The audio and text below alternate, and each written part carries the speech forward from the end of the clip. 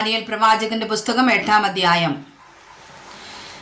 Daniel എന്ന എനിക്ക് ആദിയിൽ ഉണ്ടായതിന്റെ ശേഷം ബെൽശസ്സർ രാജാവിന്റെ വാഴ്ചയുടെ 3-ാം ആണ്ടിൽ ഒരു ദർശനമുണ്ടായി. ഞാനൊരു ദർശനം കണ്ടു. ഏലാം സംസ്ഥാനത്തിലെ ശൂഷൻ രാജധാനിയിലായിരുന്നപ്പോൾ അത് കണ്ടു. ഞാൻ ഊലായി നദീതീരത്ത് നിൽക്കുന്നതായി ദർശനത്തിൽ കണ്ടു. ഞാൻ തല പൊക്കിയപ്പോൾ 2 കൊമ്പുള്ള ഒരു ആട്ടുകൊറ്റൻ നദീതീരത്ത് നിൽക്കുന്നത് കണ്ടു. ആ കൊമ്പുകൾ നീണ്ടവയായിരുന്നു. ഒന്ന് മറ്റേതിനേക്കാൾ അധികം നീണ്ടത് ഒടുക്കം മുളച്ചു വന്നതായിരുന്നു. ആ ആട്ടുകൊറ്റൻ പടിഞ്ഞാറോട്ടും വടക്കോട്ടും തെക്കോട്ടും ഇടിക്കുന്നത് ഞാൻ കണ്ടു. ഒരു മൃഗത്തിനും അതിന്റെ മുമ്പാകെ നിൽപ്പാൻ കഴിഞ്ഞില്ല. അതിന്റെ കയ്യിൽ നിന്ന് രക്ഷിക്കാകുന്നവനും ആരുമില്ല. അത് ഇഷ്ടം പോലെ ചെയ്തു വന്ന് ബമ്പ് കാട്ടിപ്പോന്നു. ഞാൻ നോക്കിക്കൊണ്ടിരിക്കുമ്പോൾ ഒരു കോലാട്ടുകൊറ്റൻ പടിഞ്ഞാറ് നിന്ന് നിലം തൊടാതെ സർവ്വഭൂതലത്തിലും കൂടി വന്നു. ആ കോലാട്ടുകൊറ്റന് കണ്ണുകളുടെ നടുവിൽ വിശേഷമായൊരു കൊമ്പുണ്ടായിരുന്നു. അത് നദീതീരത്ത് നിൽക്കുന്നതായി ഞാൻ കണ്ട 2 കൊമ്പുള്ള ആട്ടുകൊറ്റന്റെ നേരെ ഉഗ്രകോപത്തോടെ പാഞ്ഞു ചെന്നു. അത് ആട്ടുകൊറ്റനോട് അടുക്കുന്നത് ഞാൻ കണ്ടു. അത് ആട്ടുകൊറ്റനോട് ക്രുന്തിച്ചു. അതിനെ ഇടിച്ച് അതിന്റെ കൊമ്പ് 2ഉം തകർത്തു കളഞ്ഞു. അതിന്റെ മുമ്പിൽ നിൽപ്പാൻ ആട്ടുകൊറ്റന് ശക്തിയില്ലാതെയിരുന്നു. അത് അതിനെ നിലത്ത് തള്ളിയിട്ട് ചവിട്ടിക്കളഞ്ഞു. അതിന്റെ കയ്യിൽ നിന്ന് ആട്ടുകൊറ്റനെ രക്ഷിപ്പാൻ ആരും ഉണ്ടായിരുന്നില്ല. കോലാട്ടുകൊറ്റൻ ഏറ്റവും വലുതായി തീർന്നു. എന്നാൽ അത് ബലപ്പെട്ടപ്പോൾ വലിയ കൊമ്പ് തകർന്നുപോയി. അതിനു പകരം ആകാശത്തിലെ 4 കാറ്റിനു നേരെ ഭംഗിയുള്ള 4 കൊമ്പ് മുളച്ചു വന്നു. അവയിൽ ഒന്നിൽ നിന്ന് ഒരു ചെറിയ കൊമ്പ് പുറപ്പെട്ടു. അത് തെക്കോട്ടും കിഴക്കോട്ടും മനോഹര ദേശത്തിന് നേരെയും ഏറ്റവും വലുതായി തീർന്നു. അത് ആകാശത്തിലെ സൈന്യത്തോളം വലുതായി തീർന്നു. സൈന്യത്തിലും നക്ഷത്രങ്ങളിലും ചിലതിനെ നിലത്ത് തള്ളിയിട്ട് ചവിട്ടിക്കളഞ്ഞു. അത് സൈന്യത്തിന്റെ അധിപതിയോളം തന്നെ വലുതാക്കി. അവനുള്ള നിരന്തര ഹോമയാഗം അപകരിക്കുകയും അവന്റെ വിശുദ്ധ മന്ദിരം ഇടിച്ചു കളയുകയും ചെയ്തു.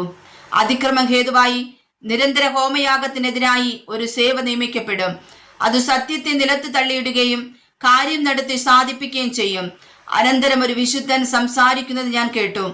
സംസാരിച്ചു കൊണ്ടിരുന്ന വിശുദ്ധനോട് മറ്റൊരു വിശുദ്ധൻ വിശുദ്ധ മന്ദിരത്തെയും സേവയെയും ചവിട്ടിക്കളയേണ്ടതിന് ഏൽപ്പിച്ചു കൊടുപ്പാൻ തക്കവണ്ണം നിരന്തര ഹോമയാഗത്തെയും ശൂന്യമാക്കുന്ന അതിക്രമത്തെയും കുറിച്ച് ദർശനത്തിൽ കണ്ടിരിക്കുന്നത് എത്രത്തോളം നിൽക്കും എന്ന് ചോദിച്ചു. അതിനവൻ അവനോട് 2300 സന്ധ്യയും ഉഷസ്സും തികയുവോളം തന്നെ പിന്നെ വിശുദ്ധ മന്ദിരം യഥാസ്ഥാനപ്പെടും. എന്നാൽ ദാനിയേൽ എന്ന ഞാൻ ഈ ദർശനം കണ്ടിട്ട് അർത്ഥം ആലോചിച്ചു കൊണ്ടിരിക്കുമ്പോൾ ഒരു പുരുഷരൂപം എന്റെ മുമ്പിൽ നിൽക്കുന്നത് കണ്ടു. ഹെബ്രിയയിലെ ഇവന് ഈ ദർശനം ഗ്രഹിപ്പിച്ചു കൊടുക്ക എന്ന് ഊലായി നദീതീരത്ത് നിന്ന് വിളിച്ചു പറയുന്ന ഒരു മനുഷ്യന്റെ ശബ്ദം ഞാൻ കേട്ടു.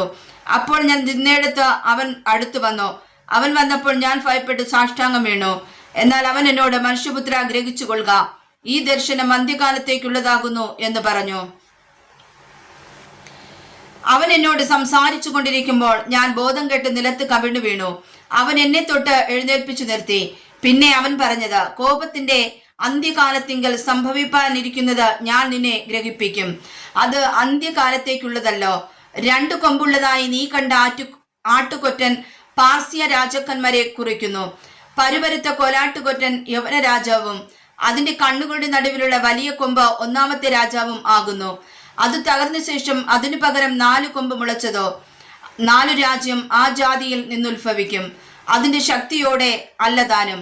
എന്നാൽ അവരുടെ രാജ്യത്വത്തിന്റെ അന്ത്യകാലത്ത് അതിക്രമക്കാരുടെ അതിക്രമം തികയുമ്പോൾ ഉഗ്രഭാവവും ഉപായബുദ്ധിയുമുള്ള ഒരു രാജാവ് എഴുന്നേൽക്കും. അവന്റെ അധികാരം വലുതായിരിക്കും. സ്വന്തം ശക്തിയാൽ അല്ലതാനും. അവൻ അതിശയമാവണ്ണം നാശം പ്രവർത്തിക്കുകയും കൃതാർത്ഥനായി അത് അനുഷ്ഠിക്കുകയും പലരെയും വിശുദ്ധ ജനത്തെയും നശിപ്പിക്കുകയും ചെയ്യും. അവൻ നയബുദ്ധിയാൽ തന്റെ ഉപായം സാധിപ്പിക്കുകയും സ്വഹൃദയത്തിൽ വമ്പു ഭാവിച്ച് നിശ്ചിന്തയോടെ ഇരിക്കുന്ന പലരെയും നശിപ്പിക്കുകയും കർത്താവിനോട് എതിർത്ത് നിന്ന് കൈതൊടാതെ തകർന്നു പോകുകയും ചെയ്യും. സന്ധ്യകളെയും ഉഷസ്സുകളെയും കുറിച്ച് പറഞ്ഞിരിക്കുന്ന ദർശനം സത്യമാകുന്നു. ദർശനം ബഹുകാലത്തേക്കുള്ളതാകിയാൽ അതിനെ അടച്ചു വെക്കാം. എന്നാൽ ദാനിയേൽ എന്ന ഞാൻ ബോധം കെട്ടു കുറെ ദിവസം ദീനമായി കിടന്നു. അതിനുശേഷം ഞാൻ എഴുന്നേറ്റ് രാജാവിന്റെ പ്രവൃത്തി നോക്കി. ഞാൻ ദർശനത്തെക്കുറിച്ച് വിസ്മയിച്ചു. ആർക്കും അത് മനസ്സിലായില്ലതാനും. വായിച്ചതായ വചനങ്ങളാൽ കർത്താവ് നമ്മേവരെയും സമർത്ഥമായി അനുഗ്രഹിക്കുമാറാകട്ടെ. ആമേൻ.